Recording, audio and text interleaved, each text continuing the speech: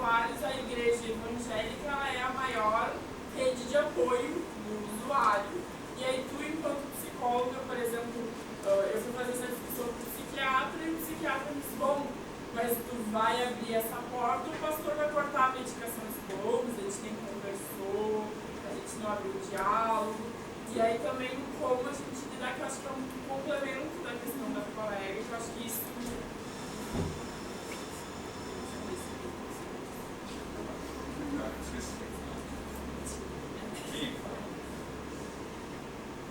Mais alguma coisa?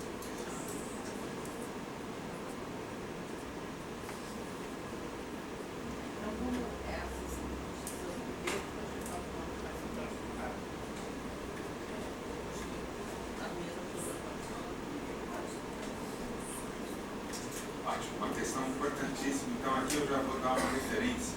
O CRP de São Paulo publicou o ano passado uma coleção de livros chamada Psicologia, Laicidade e as Relações com a Religião e a Espiritualidade. Vocês podem baixar no site do CRP São Paulo, é crp.org.br/Diversi. Diversi ali é o site desse projeto que a gente coordenou o CRP ao longo desses anos. E lá nas referências vocês vão encontrar uma coleção de livros, que também pode ser baixado se você tiver aí no seu celular, deixa eu procurar na saraiva.com, procura Psicologia e Laicidade, a coleção está em e-books, é gratuita, disponível para vocês poderem baixar também aí no aplicativo de vocês. Lá a gente vai discutindo o campo, e é muito importante a gente discutir esse campo, né? Como eu fiz uma afirmação no final da minha fala, uma laicidade aberta, a gente conseguir dialogar com a religião, e não apenas no enfrentamento, né? Então, as duas perguntas apontam para a questão da espiritualidade, que é algo que está sendo conceituado agora, né? Quando a gente fala de espiritualidade, a gente imediatamente se vincula com a religião. A religião pode ser desprovida de espiritualidade, estar absolutamente centrada na moralidade, certo? Então, o fundamentalista, por exemplo, ele vai usar a palavra de Deus para fundamentar uma conduta, um jeito de se conduzir, código de ética, código moral, quer dizer, né, de conduta. Então, está desprovido de espiritualidade. E uma ação política absolutamente desprovida de religiosidade pode ser absolutamente espiritual. Porque espiritualidade é um conceito que tem a seguinte definição, inclusive na política pública, política nacional de educação popular e saúde. Espiritualidade é a busca pelo sentido último da vida. Espiritualidade é a busca pelo sentido último da vida, que pode se dar pela religião, não necessariamente se dá pela religião. Uma ação política, aí falar para um sócio histórico, isso é deixar o cara arrepiado, né? Falar assim, atuação política é uma atuação plena de espiritualidade. Percebe? De lugar teórico que você faz a leitura do conceito. Porque normalmente se lê o conceito de espiritualidade vinculado à religião. Isso é muito importante dentro da psicologia, porque esta é a construção que está pautando quando a Organização Mundial de Saúde fala da espiritualidade como uma condição importante para reverter o quadro de dependência química, é desta espiritualidade que está sendo dita, e não da religiosidade. Porque as comunidades terapêuticas não têm entendimento sobre o que é espiritualidade. Elas entendem que espiritualidade é sinônimo de religião e se pautam pela religião. E aí você tem uma grande metodologia, que são os 12 passos, que é vinculada à religião, né? Enfim, tem lá uma dimensão espiritual nesse sentido de transcendente, ou Deus, qualquer coisa nessa linha. Aliás, dentro dessa coleção, eu escrevo um artigo em busca de uma definição experimental sobre espiritualidade, passando pelas definições que estão dentro do Estado. Como é que o evangélico vê a espiritualidade, como é que o católico vê, como é que o espírita, que é cristão, vê. O espiritismo não é outra coisa que não o cristianismo, com uma roupagem de entendimento de que existe um mundo aí, né? Que, por exemplo, no espiritismo eles chamam de o mundo da espiritualidade. Você vai ver que esse termo é usado. Entende? Então, quer dizer, então é uma questão que a gente está podendo falar aqui, porque a gente abriu um campo de discussão com essa laicidade aberta. Né? Isso é muito bom. Acho que a questão da comunidade terapêutica, você trouxe aí o ponto, né? Quer dizer, a comunidade terapêutica, ela vem ocupar dinheiro que deveria estar destinado à política pública. Esse é o ponto chato. Se não fosse a questão do cerceamento da liberdade, aí eu sou muito tranquilo de falar que você troca a dependência química pela dependência ideológica, né? Porque a religião ali está veiculando uma perspectiva ideológica. Então você troca uma dependência química pela dependência ideológica. E aí você tem normalmente os conselheiros, cada comunidade tem um nome. É o cara que saiu da dependência química e passou à dependência psicológica, do transcendente de Deus, da religião, da moral, está ligado a essa questão. E aí tem uma questão, né? Está sempre centrado na questão moral, que é, bom, o que é pior? Né? Porque o discurso que você trouxe do Malafaia, né, vai ter esse tom, né? O tom da moralidade ligada à transcendência, ou pior agora, esse vai ter esse cofre, essa última, né? É arrepiar os cabelos, todos, né? Entendeu? Quer dizer, que contexto é esse? Então a comunidade terapêutica, ela, além de cercear a liberdade com as questões das questões da involuntariedade de estar naquele lugar, né, tem o uso do dinheiro público. Essa é uma questão que não dá para mim começar a conversar. Né? Porque assim, o dinheiro público tem que ir para aquilo que é público, não para aquilo que é privado. Daí a gente volta na questão do público e privado, dessa confusão que existe na sociedade. Então acho que pensar a espiritualidade a partir desse lugar de busca de sentido é a grande construção que a psicologia não fez. A psicologia não fez. E a psicologia precisa fazer, porque a psiquiatria, por exemplo, né, sei lá, tem um programa no HC em São Paulo, muito interessante, são próximos programas de espiritualidade e saúde. Né? E eles trabalham muito com os psicólogos transpessoais. Aí eu fui lá fazer uma discussão sobre a dificuldade que a psicologia tem de lidar com isso, os médicos ficam boquiabertos. Porque eles lidam com psicólogos que trabalham naturalmente com essa questão, são os psicólogos transpessoais, que são absolutamente amaldiçoados dentro da psicologia. Entendeu? Quer dizer, então os médicos ficam surpresos de entender isso, né? E é esse lugar, entende, que a psicologia precisa ir para saltar essa questão.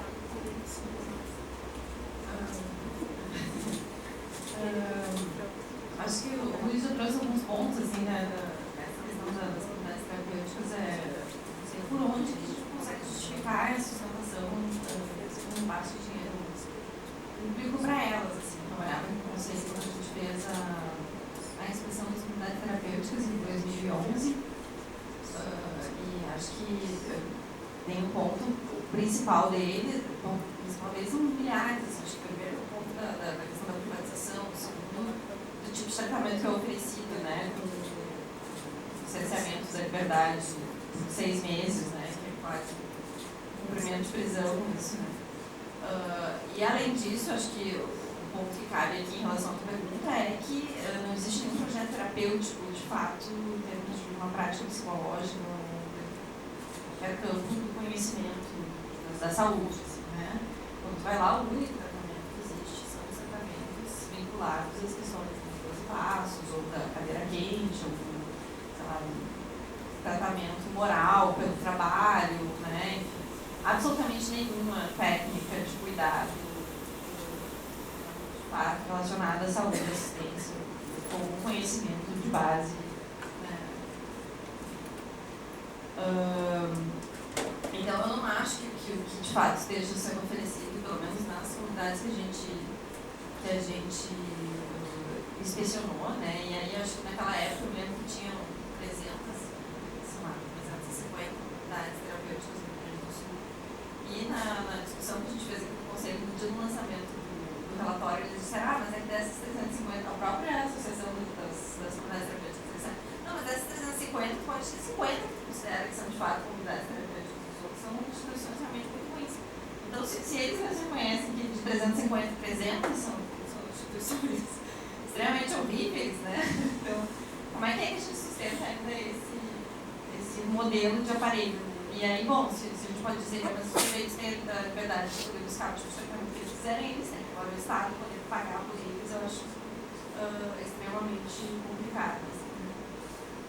E aí, em relação à questão de como é que a gente consegue oferecer um tratamento que abate a questão da espiritualidade, eu não acho que no momento nenhum psicologia tem que se privar de poder trabalhar com a questão da espiritualidade. Isso pode estar presente a qualquer momento, quando as pessoas trazem isso como uma questão para elas. A pessoa quer buscar a igreja, isso não é um problema para a psicologia, né? A gente nunca em nenhum código de ética está dizendo lá que a gente tem que entender de tal, que a gente não pode falar sobre espiritualidade ou mesmo religiosidade dentro do tratamento psicológico. Assim, né?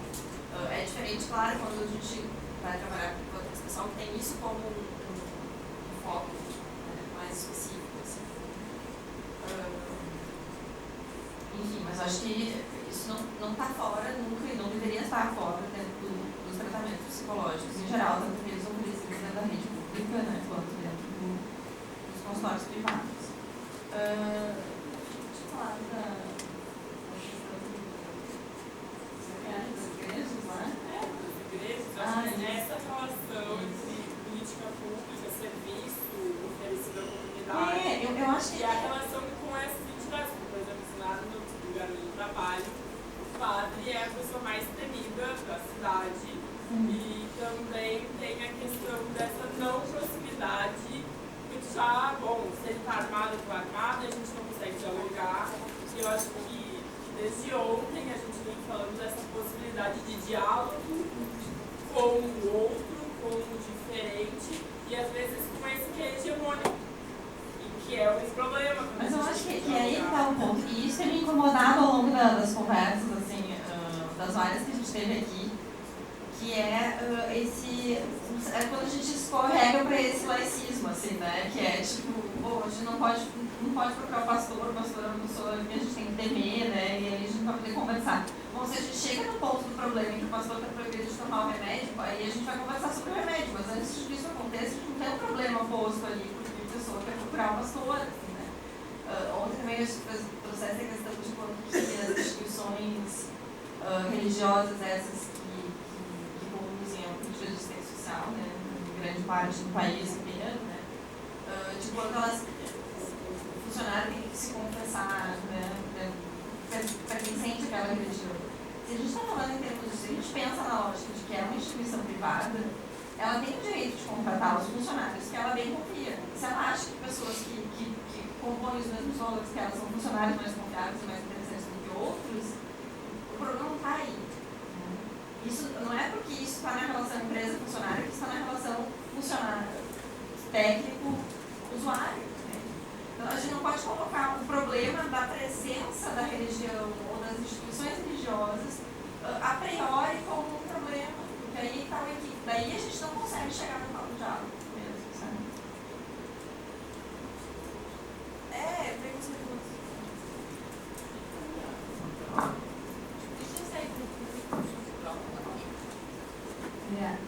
Na verdade, eu já passei por algumas situações parecidas, assim, quando, por exemplo, a gente acompanhava uma pessoa com um transtorno em crise e ela se vinculou a uma igreja da matriz ali.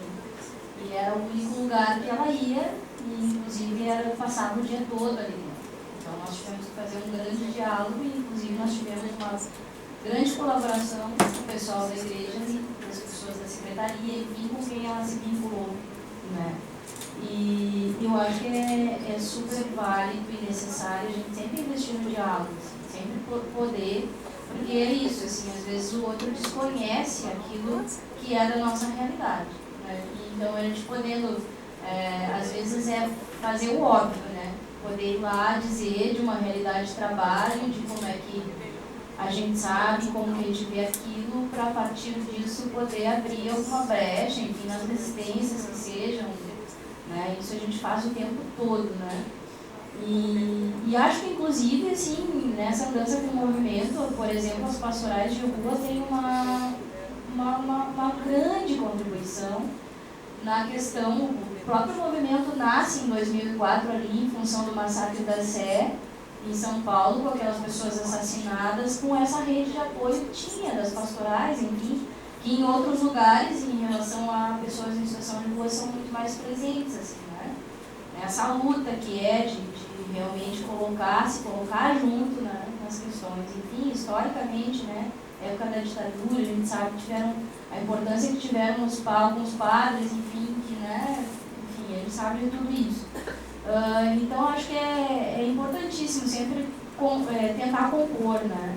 E acho que essas comunidades terapêuticas a gente está vivendo assim, me parece que se tinha um avanço que estava sendo construído e vive-se um momento agora de estanque, meio que retrocesso, assim, que é o que eu tenho visto, né? Justamente nessa disputa, a gente sabe que tem o que tem por trás disso também, né? Tem um interesse grande e que é econômico, né? E isso também não é de agora, né? Acho que se chega num momento que é de poder, e eu acho que o tempo todo está se fazendo isso, ou por dentro das estruturas, ou por fora, enfim, ou enquanto movimento social, de estar lutando pelos direitos humanos mesmo, né? Então, eu acho que tem uma rede também potente, né, que está aí, e está há muito tempo, e tem gente nova vindo, e acho que a gente vai mantendo, às vezes é uma minoria ativa, outras vezes tem mais gente, enfim, que está por dentro das estruturas também tentando resistir, construir, isso é constante, né? Por isso que eu acho que a gente também tem que pensar que, bom, não é tudo a terra arrasada, senão a gente acaba também não tendo força para lutar, né? E isso de buscar o sentido das coisas, né? Acho que está aquém, muito além daquilo que a gente pensa. Agora tem, por exemplo, questões nos CAPs, nos Centros de Atenção Psicossocial, muito complicadas também, que a gente vai precisar pensar, porque é isso, diz de algo que as pessoas pensam, assim. O manicômio ainda está muito arraigado dentro da gente, né? As práticas manicomiais ainda estão. Então, enquanto a gente não tirar o manicômio de dentro da gente, vai ser complicado mesmo, né? E a disputa é essa, é constante, é sempre... E acho que investir nessa questão de falar disso com as próprias pessoas que a gente atende, que muitas vezes eu vejo que a gente se furta em fazer, né? De falar, inclusive, das questões políticas com quem a gente atende, né? Porque muitas vezes a gente fica na defensiva, não tenho recurso, o gestor não me deu, quem tinha que me dar não me deu, e eu me defendo, né? Eu estou numa posição que não é do meu papel. Eu trabalhador, meu papel é falar para a pessoa que eu estou atendendo isso, que quem tinha que me dar não me deu, e o que nós vamos fazer? E se puder fazer junto, melhor, sabe? Então eu acho que é isso, assim, a gente precisa estar sempre nessa luta, assim, sempre nessa luta. Acho que tem que avançar agora, né? Vamos para uma segunda rodada.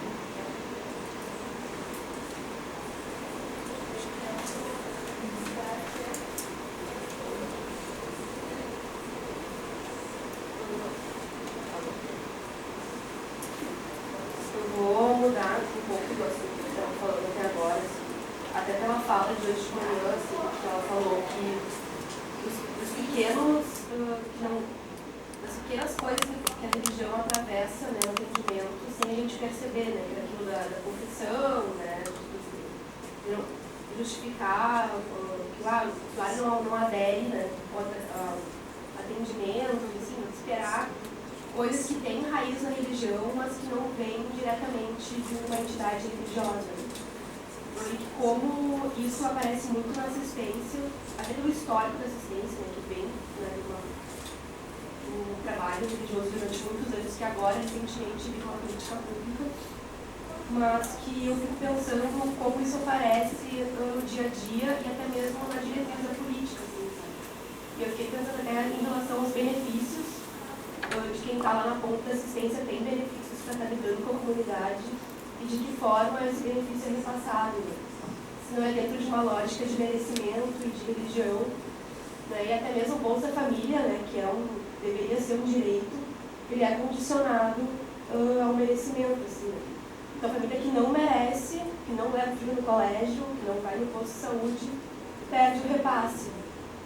De problematizar isso também até enquanto política pública, assim, que não vem de um lugar religioso, né, e tirar o foco das entidades conveniadas, né, mas disso que também foi falado hoje, assim, né, essas práticas que têm um cunho religioso, mas que não estão falando desse lugar. Né. Só complementando, eu trabalho num município pequeno de Xangri-Lá, lá nós não temos entidades conveniadas, né, não sei a parte de Canoa, mas nós temos a única técnica da atenção básica, que é a freira. né? Então, de manhã falavam dos pequenos enfrentamentos, mas é uma situação muito difícil porque ela ocupa vários lugares dentro da política, né? De técnica, coordenadora de casa de passagem e conselheira. Então, fica inviável, né? Isso é dentro do município e não é convênio. Então, as crianças lá, sim, chegam na adolescência e vão fazer catequese. O único lazer é ir à missa. Então, todas essas questões que a gente conseguiu tirar ela de coordenadora da casa de passagem, mas ela ocupa todos os outros espaços, sem separar a religião do trabalho técnico. Porque quando a pessoa é freira, ela não tem essa situação. É diferente de alguém que tem uma religiosidade. A outra assistente social que está na gestão é da mesma igreja, mas não é freira, né? Então ela tem essa separação. Mas quando a pessoa, ela, como é que ela diz? Ela é antes freira do que assistente social. Então não há uma divisão. Né? O que é o trabalho de assistente social e o que é o trabalho religioso dentro da política.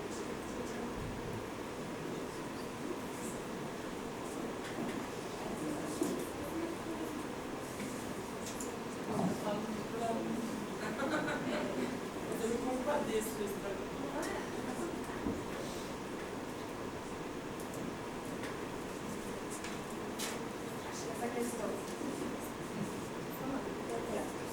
Acho que essa questão dos micros, né, é muito complicado muito na área da saúde, né?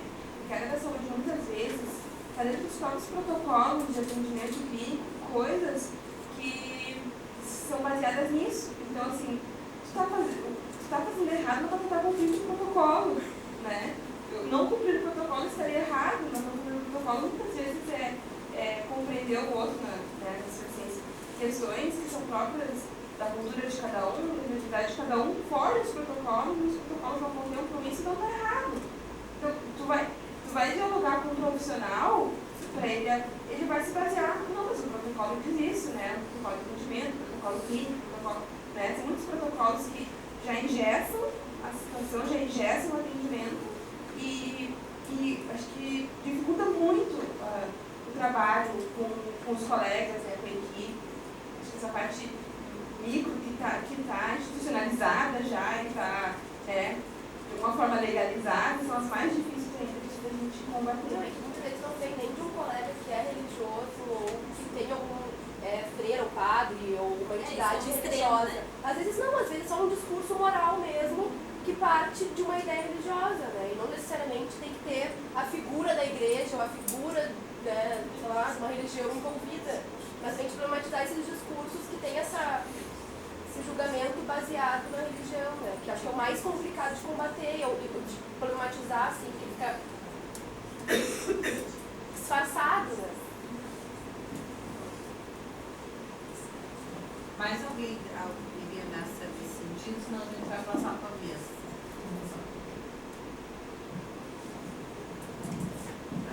Então é isso.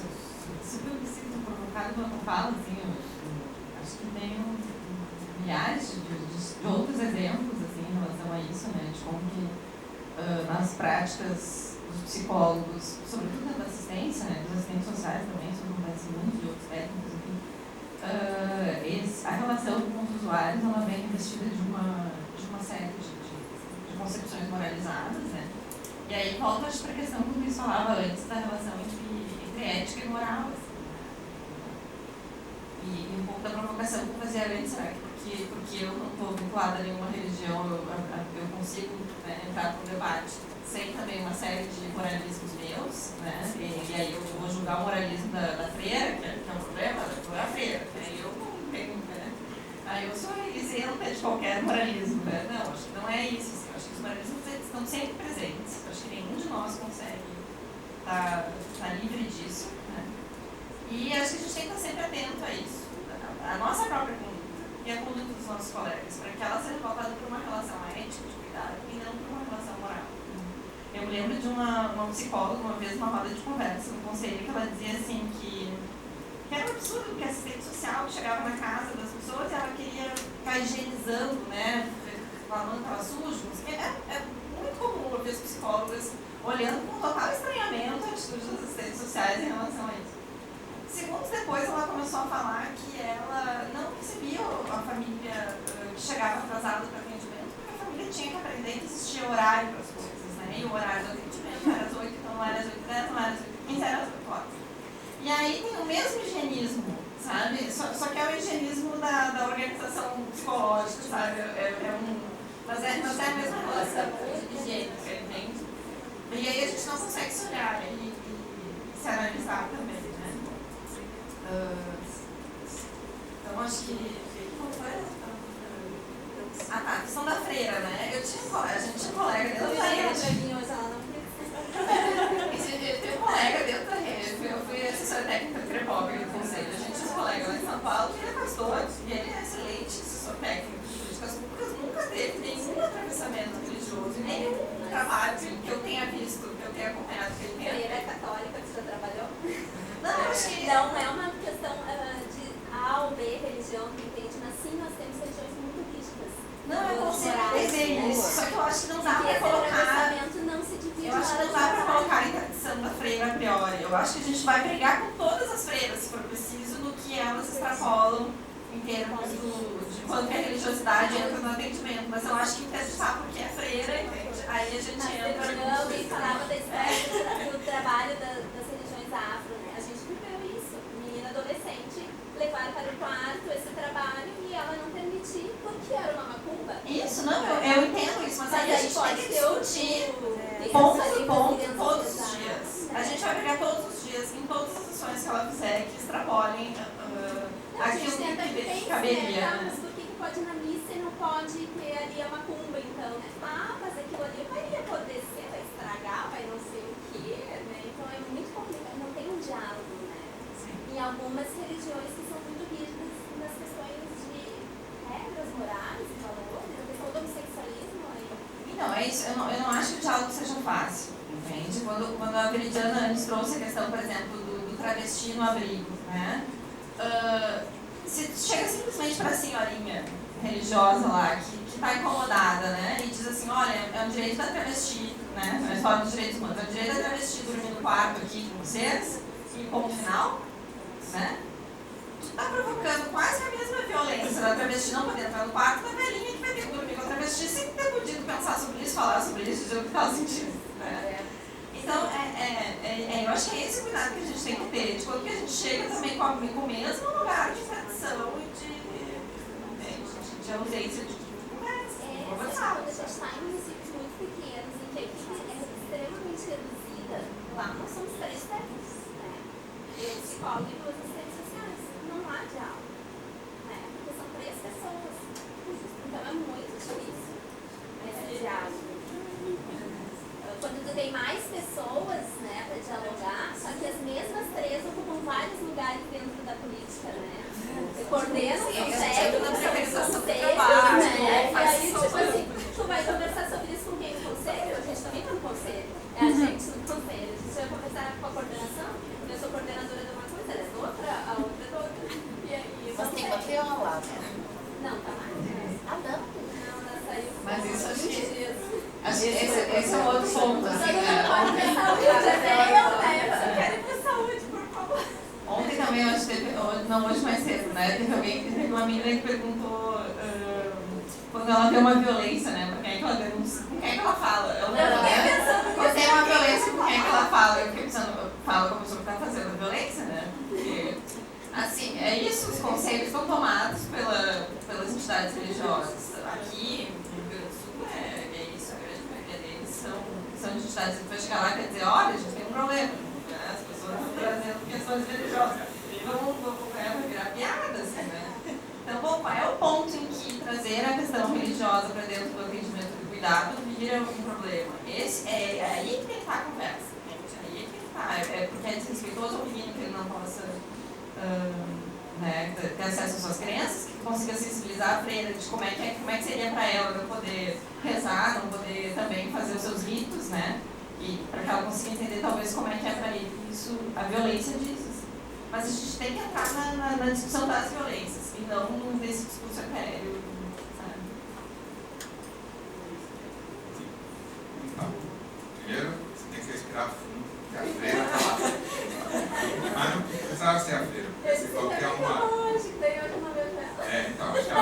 afetando profundamente, né? Eu acho que essa é uma dimensão que transcende a religião.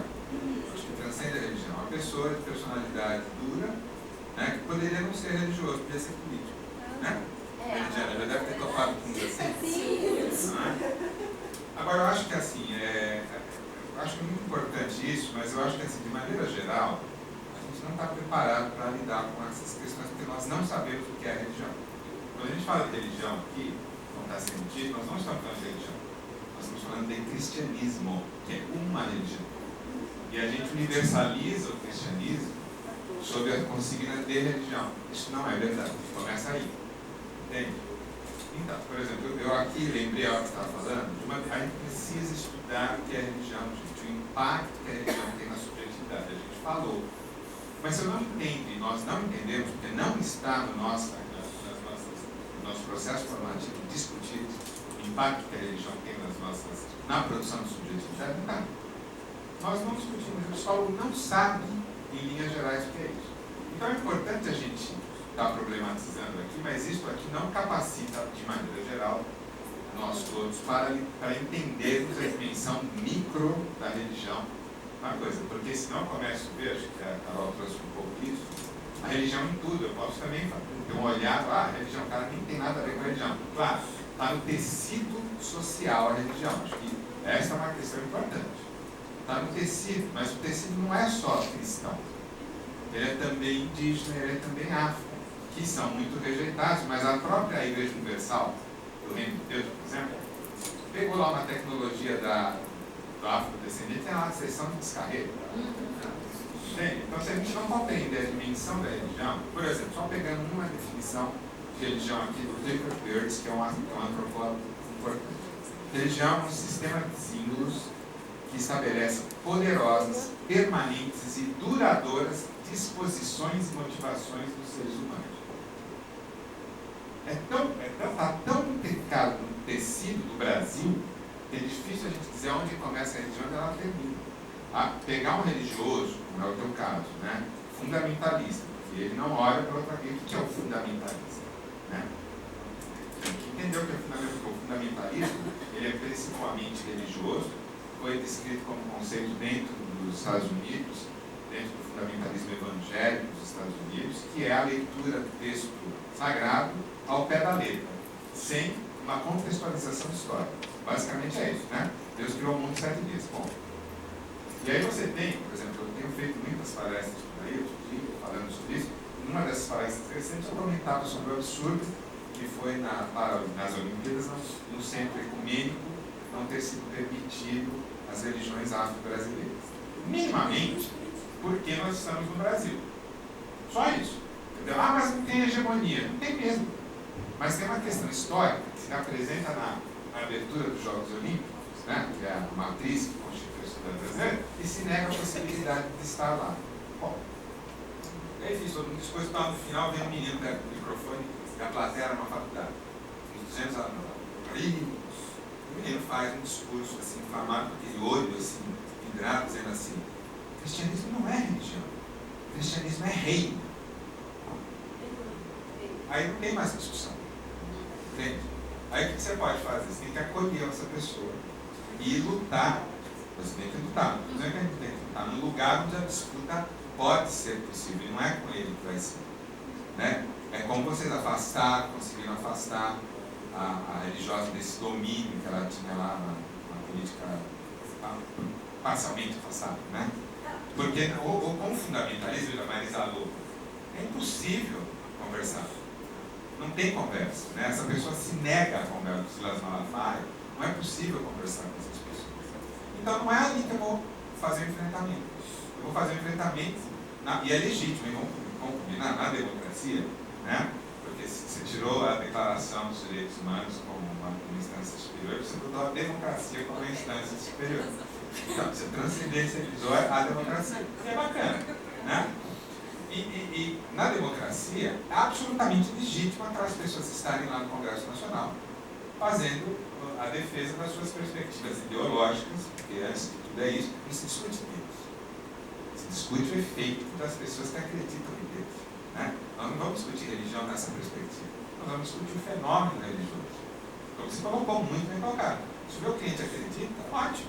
Quem sou eu para dizer que não? E tem muito psicólogo que diz que não. Porque no processo formativo equivocado, fazem leituras do Marx e do Freud, que levam à percepção do caráter nefasto da religião. Então, acho que ali no atendimento vai fazer o enfrentamento da questão é aquilo. Aqui você não acolhe a pessoa que está na sua frente. Não é ali que você vai fazer o enfrentamento do lado negativo da religião. É aqui. É lá no enfrentamento da freira, podia ser o padre, podia ser o pastor, podia ser um político. Né? É ali que a gente tem que bater. E essa leitura pressupõe um estudo sobre religião, para a gente entender minimamente como é que essa coisa impacta na produção do sujeito. Senão eu começo a religiosizar, que não é, ou psicologizar todos os processos. Acho que é assim que dá. Eu queria trazer um pouco a questão do merecimento, né, que tu trazes, que eu acho que é bem importante a gente poder pensar. Acho que tem várias coisas que se atravessam aí também. Eu acho que as políticas, elas têm essa cultura, o fazer clientelista, né, e inclusive dizia uma pessoa atendida lá no abrigo, quando pressionada para que saísse, né, que estava terminando o seu prazo dentro do abrigo, e dizia, olha, eu não vou falar contigo sobre prazo porque eu não sou mercadoria. E isso gerou toda uma grande discussão na reunião de equipe sobre isso, né? Porque aquela pessoa se permitiu, se autorizou a questionar este lugar de poder da sua técnica de referência quando disse isso. Porque existe uma cultura de não questionar os lugares de poder, né? Muitas vezes a gente não questiona o lugar de poder do médico, a conduta médica, a gente não questiona e a gente vai aceitando, né? E foi muito interessante o que gerou essa discussão toda sobre a pessoa que estava sendo atendida e que disse, não, só um pouquinho, eu não sou mercadoria que passa na esteira do supermercado aqui e sai ali. Eu preciso ainda de mais um tempo, eu preciso de colocar algumas coisas. E isso veio no sentido de algumas mudanças, assim. O tempo de permanência, que claro, no abrigo não é um tempo de moradia, ele tem um tempo de permanência de cada pessoa, mas a partir de toda essa discussão, se fez muito esse questionamento, assim, né? E agora, sobre esse merecimento e sobre a questão do preconceito, por exemplo, e da dificuldade das resistências, que eu estava trazendo a questão do que avançou no atendimento do público LGBT, a gente ainda tem um nó no atendimento e na qualificação com as pessoas que fazem uso de álcool e outras drogas. Isso ainda é muito difícil, porque vem por esse merecimento, o olhar, tu vai entrar no abrigo se tu não tiver assim, assim, assim, porque tu não pode usar, e isso vai para uma questão de dificuldade de violação de direitos mesmo, assim, desse lugar de poder que eu tenho de dizer para o outro que... E aí depende de cada cabeça, enfim, e hoje tem se trabalhado muito também a partir de um grande incômodo, de uma situação de violência, de violação de direitos como idoso, que inclusive eu fiz o acolhimento numa noite, e era uma pessoa com 72 anos que acessava o albergue municipal, porque tinha condições ainda de puxar o seu carrinho e beber a sua cachaça, e trabalhar durante o dia, e à noite deixava o seu carrinho de captação de material, que era do que ele sobrevivia, num espaço guardado, e ia para o albergue dormir. Ele fez isso durante 10 anos. E ele estava com muito medo, porque era a primeira vez que estava chegando num abrigo, né? Porque não conseguia mais trabalhar em função de questões clínicas das pernas, de dificuldade de deambular. E aí, com toda a questão de, perceber que essa pessoa está chegando, está com receio, está mudando, é uma mudança grande da vida da pessoa, no sentido do que fazia para o que agora vai ter que fazer. Daí se investe em todo um acolhimento, para na outra noite, num outro plantão, porque eu trabalho 12 por 36, eu trabalho numa noite com 4 pessoas, e outra noite tem mais 4 pessoas, e tem aquelas diferenças de concepção e tal, acontecer de o senhor, claro que ele bebe há 10 anos, tem um uso problemático de uso de álcool, e não ia parar de beber agora porque estava num abrigo, né?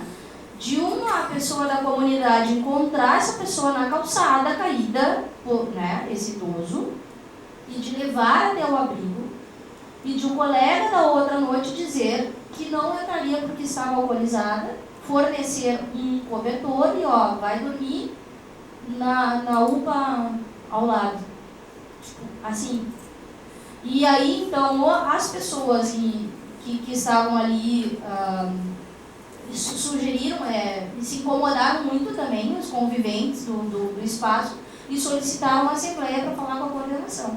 E isso gerou um movimento, porque também chegando ali, aí eu digo que tem um limite para as coisas que a gente precisa tolerar nesse sentido, quando viola realmente direito, quando é violência, quando...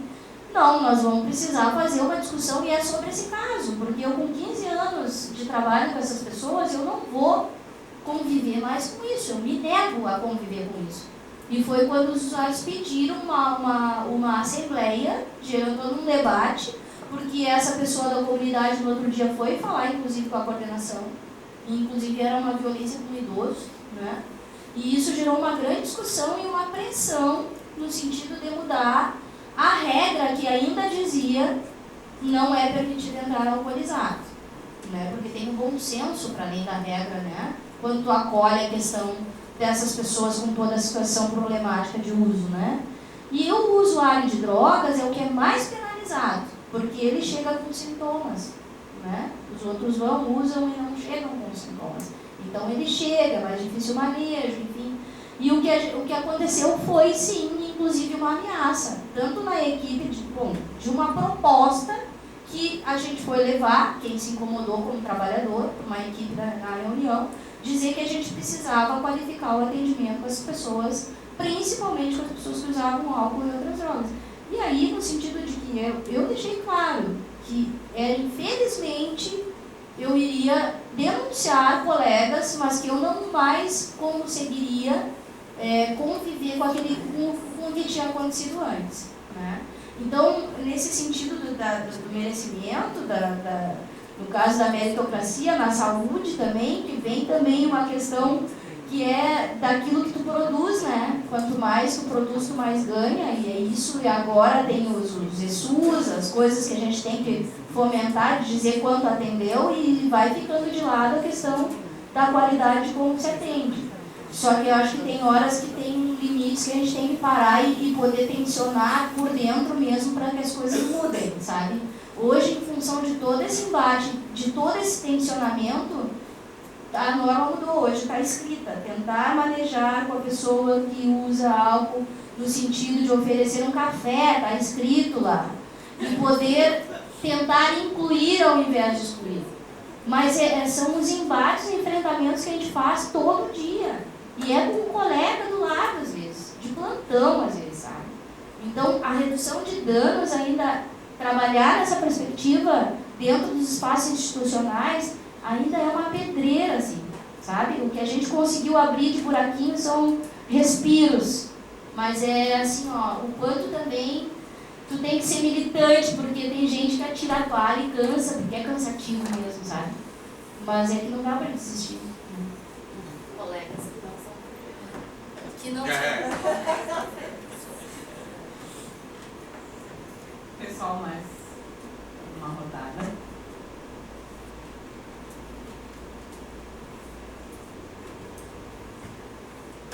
Bom, acho que foi excelente. Eu quero agradecer a Veridiana, tá? Acho que foi muito importante estar aqui e tensionar com o processo das práticas, né?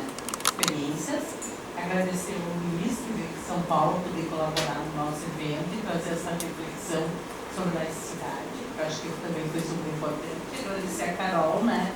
Pelo também os questionamentos em relação à questão dos direitos humanos, né? Como a gente também deve pensar isso.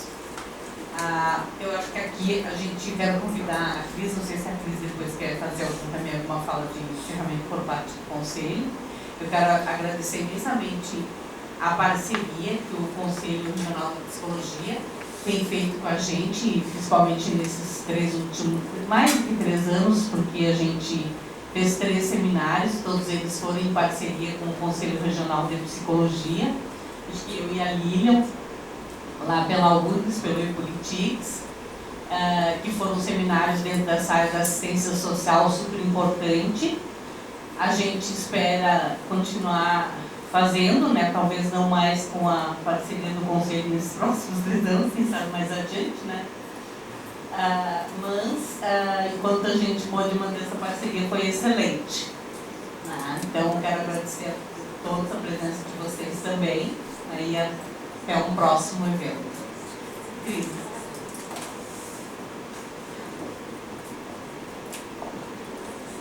Eu vou subir, mas acho que sim, houve, né, alguns momentos já, né, dessa parceria. De qualquer forma, né, nós, dentro do Conselho, a gente tem vários espaços em que essas discussões têm se dado, né, não somente, né, em eventos como esse, mas no âmbito das comissões, né, que sempre tem reuniões abertas. Essas comissões vão continuar em funcionamento, vai depender do quanto as pessoas ocupam o espaço, né? E é uma provocação que a gente sempre faz, né? Nós entramos nessa gestão com uma gestão mobilização, né? E sempre com essa busca, né, que a categoria pudesse ocupar e estar, né, nesse espaço como um espaço seu, né? Só que esse espaço aqui, né, agora falando do Conselho de Psicologia, só é nosso se a gente está aqui dentro também, né? Então, a gente também tem que continuar, né, provocando esse lugar, né, de conselho, né? É o lugar da nossa profissão, né? E vai depender do quanto a gente está investindo e fazendo as problematizações necessárias, né, para continuar fazendo essas articulações de parcerias, né? Falando um pouco pela perspectiva da provocação da Nilza também. Mas a gente estava fazendo também aqui no âmbito do Conselho algumas discussões sobre o enfrentamento das violências nos territórios, né? A gente fez algumas discussões bem interessantes e eu fiquei pensando muito nisso hoje, quando a gente ia trazendo, né, algumas questões, né? Em todas as mesas isso também vai aparecer. E pensar um pouco mais como, principalmente dentro da política de assistência, que já tem essa previsão, né, das intervenções que são territoriais, dessas intervenções que são comunitárias, coletivas, né? Quantas vezes ficamos focados numa intervenção que é na família, no atendimento, no usuário, sem conseguir coletivizar, né? Ter esse olhar mais diagnóstico territorial, né? Ter um pouco esse paro, e aí quando a Veridiana traz algumas experiências, é isso, né? Tem que ter esse tato de construir, né, com esses atores que estão ali no território, né? E são atores sempre novos, né? A gente vai tentando estabelecer parcerias, com alguns não dá, mas com outros dá, e aí é que tá, né? Se a gente fica só, às vezes, centrado no atendimento ali, a gente não vai conseguir, né? A gente vai ter que tentar pensar em intervenções para além, né, do atendimento familiar, né? Focando na questão da política de assistência, né? E eu acho que é um desafio para todos nós, é um desafio também para a psicologia, se ocupar disso, né? De que venham a ser essas intervenções, né, que são comunitárias, territoriais, de mobilização comunitária, né? Um pouco aprender talvez mais com os movimentos populares, né? Um pouco com essa questão dos processos de construção de cidadania, né? E como é que a gente intervém nisso, né? Então é uma provocação que fica, né, para a gente continuar pensando. Acho que a gente ainda tem que avançar um pouco nesse caminho, e essa mesa final traz justamente a questão desses enfrentamentos, né? Esses enfrentamentos, eles não são só da ordem do indivíduo, né? Pelo contrário, né? Eles estão nessa disputa do tecido social mesmo, né?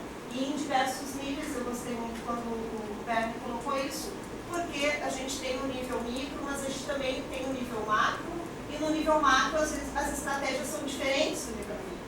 E aí a gente também tem que poder refletir como é que a gente chega em cada um desses níveis. Não vou me alongar muito mais do que isso, mas eu convido a todas e todos, né, a continuar, né, ocupando não só esse espaço, mas, né, como todos os outros espaços de participação, né, porque é só realmente fazendo essas frentes, né, realmente se incomodando, né, não se conformando, né, que a gente vai conseguir também mexer um pouco, né, nessas instituições, né, que estão estabelecidas dentro de nós, né, e resgatando um pouco a fala ali da Brigiana de novo, a questão que a gente faz da discussão do manicômio é justamente essa, né, o manicômio não está lá fora, ele está dentro, né, e se ele está dentro, todos nós temos que se haver com isso, né, e não tem um momento assim que, está tudo pronto, né, está sempre em construção, está sempre em disputa, e todos nós vamos ter isso, né, a gente não pode também colocar no outro, né, que o outro é o ruim, é o mal, senão a gente cai no mesmo discurso, né, da moral.